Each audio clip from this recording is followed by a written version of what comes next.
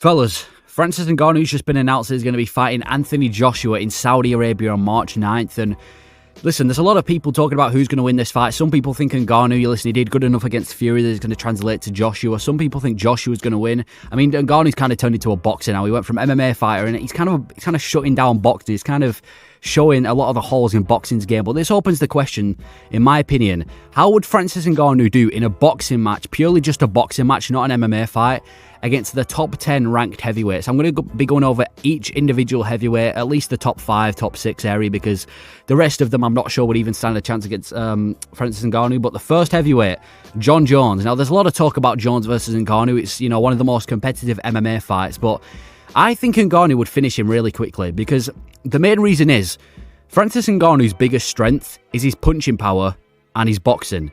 Jon Jones' biggest weakness is his punching power and his boxing. Jon Jones is good everywhere, but not necessarily with hands. So when you limit it to purely just a boxing match, I don't see a world where Jon Jones can possibly beat Francis Ngannou. I think he'd get caught multiple times. The only way I could see him surviving is if he, clinches, because he's got good fight IQ, I'll give him that. But in a boxing match, especially with the age that he's at now and what Francis Ngannou's doing, and the fact that Nganou's just been dedicated just to boxing, I feel like Francis Ngannou, he'd just be able to finish Jones, 100%. I think he'd finish Jones within 3 rounds. I think it'd be quick. Even without kicks, he's literally just hands, and Jones isn't known for his hands, not even elbows, just pure hands. I've got Francis Ngannou winning this one by stoppage. In an MMA fight, it's a different story. Or is it though? Because even in an MMA fight, I think it's a really competitive fight. But when it's just pure boxing, yeah, I've got Francis Ngannou winning this one. So, yeah, he'd have to clinch to survive. Maybe close in MMA, but in a boxing match, Ngannou would destroy Jon Jones. Then we go to Tom Aspinall. Tom Aspinall's a different boxer to Jon Jones. He's quick, he's powerful. There's been a lot of talk about how this would be in an MMA fight as well. But in a boxing match, listen, I've got to give it to Aspinall. Like I said before, he's powerful. He's already just fought a guy that people thought, he was going to knock Aspinall out in Pavlovich. He's quick, powerful. He's a great boxer. He's got a good head movement. He's actually trained with the Furies before as well. So for Tom Aspinall, I think he'd have a good chance against Francis Ngannou. Now, in my opinion, I think it'd go very similar to Francis Ngannou versus Tyson Fury, in the sense that Tyson Fury beating Tom Aspinall, maybe it wouldn't be as close. I think it'd be, more of a clear win to Francis Ngannou, and I can definitely see Aspinall getting dropped at least once in the fight, because we saw Aspinall versus Pavlovich, and Aspinall was getting caught a lot, and he does leave his chin in the air, and you can't really afford to leave your chin in the air against a guy like Francis Ngannou. So with Tom Aspinall and Francis Ngannou, listen, as good as a striker Aspinall is, and in an MMA fight it might be a different story, but when it's pure boxing, I'm not going to write him out. I'm not even going to say he gets stopped. I think it'll be a decision. I think it'll be a decision win to Francis Ngannou. Aspinall might win a round here and there, but overall, just because Francis has been dedicated to boxing for more often and he's more dangerous, I'm going to pick Francis Ngannou to beat Tom Aspinall, but I think it'd be a somewhat close fight. Then we go on to the guy that Aspinall just starts, Sergey Pavlovich. Now, I've got a problem with people saying that these two are the same fighter, saying that Pavlovich and Ngannou were the same fighter just because they hit hard. People saying that Sergey Pavlovich is the white Francis Ngannou. They're completely different. If you look at pretty much every single Sergey Pavlovich finish, he'll drop an opponent or he'll just go with a flurry of punches to an opponent until he gets a TKO. None of Sergey Pavlovich's shots are one-shot done knockouts like Francis Ngannou. They're completely different types of strikers.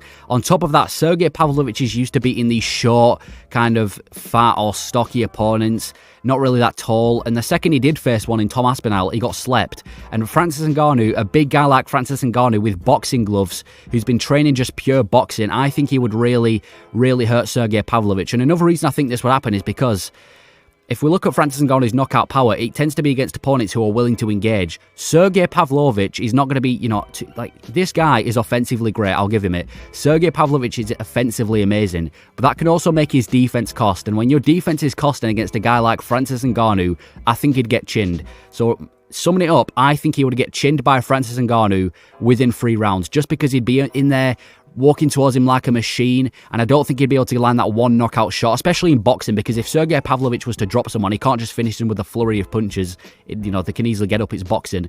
So I think Ngannou would definitely knock out Pavlovich within 3 rounds in a boxing match. Then we've got Cyril Gane, again, a former opponent. I don't know why I'm saying again. A former opponent of Francis Ngannou.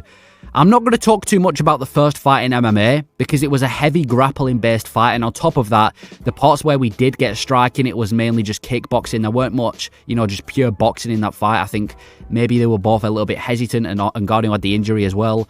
So I'm not going to talk too much about the first fight, but Ciryl Gane, again, I think with Aspinall, he's a great fighter. He's really good on the back foot. He's a really patient striker as well. He takes his time with things. Overall, just a really good striker. Some people think he's the best striker in the heavyweight division today.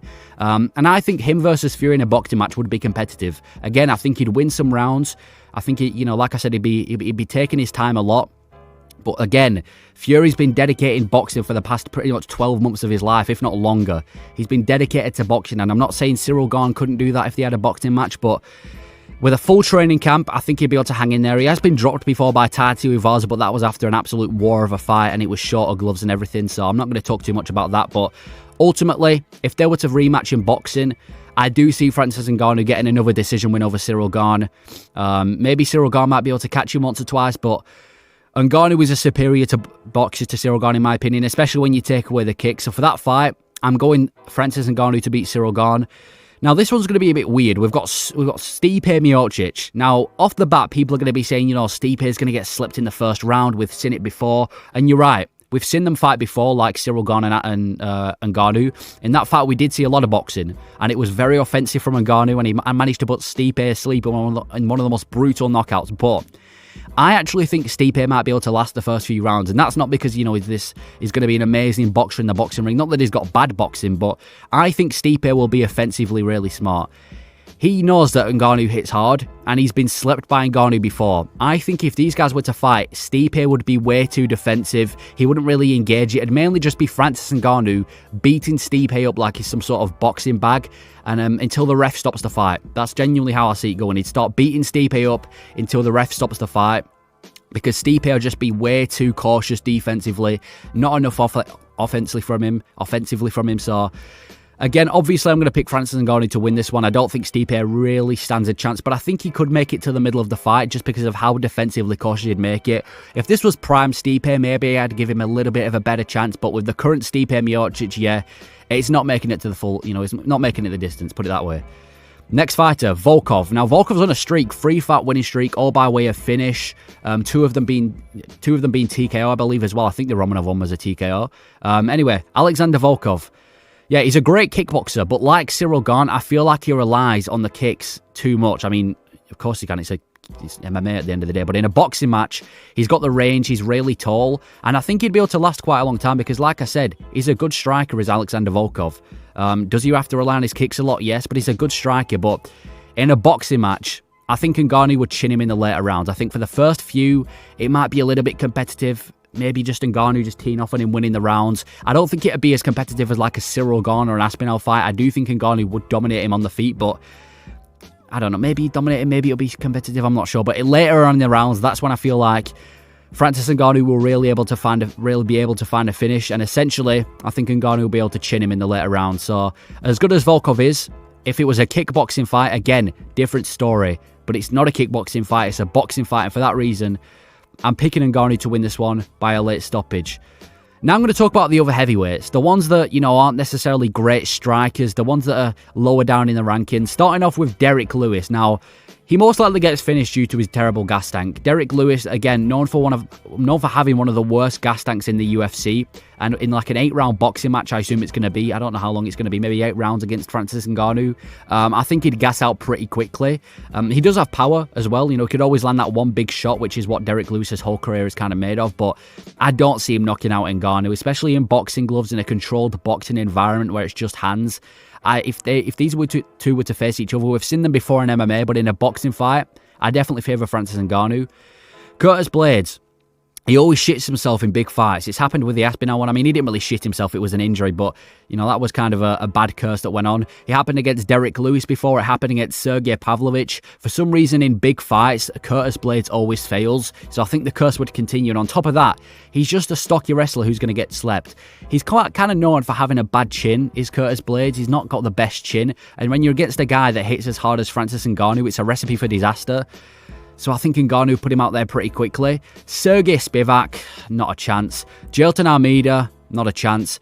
Taito Ivaza, He has punching power like Derek Lewis, but again, I don't think the punching power that he's got in MMA and that works in MMA would work in a boxing ring against Francis Ngannou, unfortunately. And I think he'd just get finished if he applies pressure. We've seen multiple times in MMA, Taito Ivaza kind of struggles when you put a bit of pressure on him. And when Francis Ngannou's the guy delivering the pressure, I think he'd be able to put Taito Ivaza out there pretty easily. And then that brings us on to 2 fighters only that I think could actually last in there with Francis Ngannou, which is Tom Aspinall and Cyril Gane. Those are the only 2 fighters I could see giving Francis Ngannou a run for his money in the boxing ring. Not necessarily beat them, but I can definitely see them winning rounds and lasting the distance. So these are the 2 fighters. Maybe Sergey Pavlovich and Derek Lewis as well, just because of the power that they've got. And, you know, maybe I should stick Taito Ivaza in there as well. Maybe they'd be able to do something with the power that they've got, but I just don't really see it translating and working in a boxing match. So in conclusion, I think Ngannou would beat every single heavyweight in the UFC in a boxing match. He's been doing it for too long now. The knockout threat, the technique that he's got, and how he looked against Tyson Fury. And on top of that, there's only a few that can even stand a chance against him, which I've just named. So, yeah, Anthony Joshua versus Tyson Fury. Not Tyson Fury, Francis Ngannou. It's going to be a fun fight. But I don't think any of these UFC heavyweights can even last in there with Francis Ngannou. So that's my personal opinion. Let me know your opinion. Do you agree? Do you disagree? But anyway, thank you for watching.